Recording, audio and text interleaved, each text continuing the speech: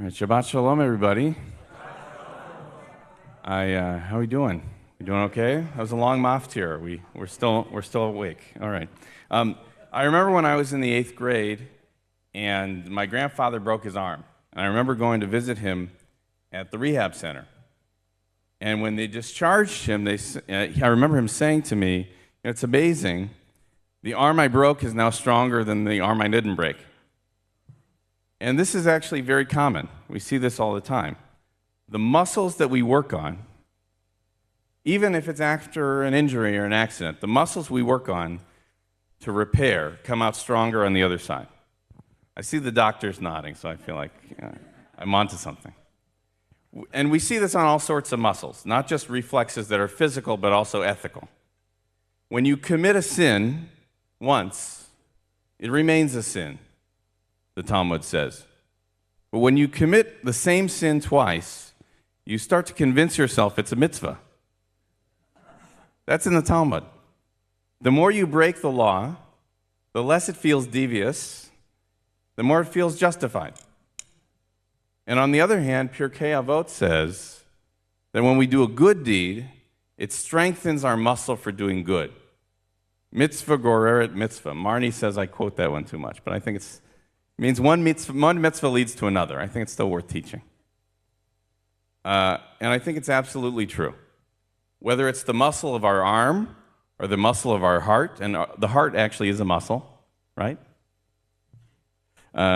When we work on those muscles, they become stronger.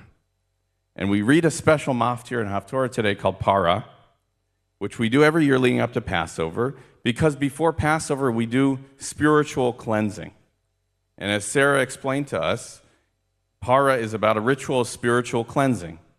And she brought up the question that has perplexed rabbis for centuries, which is, how is it possible that the ritual that cleanses us makes the practitioner, the priest, impure?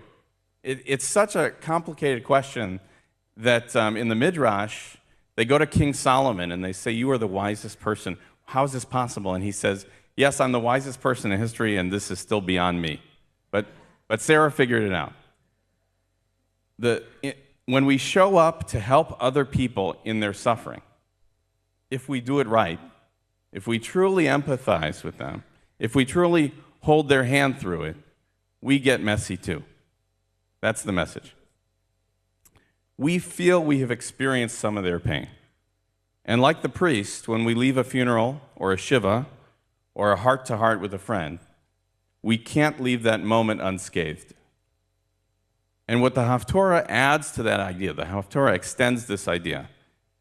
They say when you go through the process of getting messy with suffering and picking yourself back up again, Ezekiel says it's like God gives you a new heart.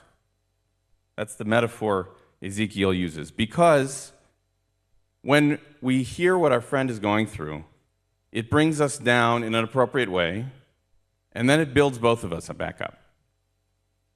I had a conversation with a friend this week, and she had gone through something very frustrating, and it ruined her day.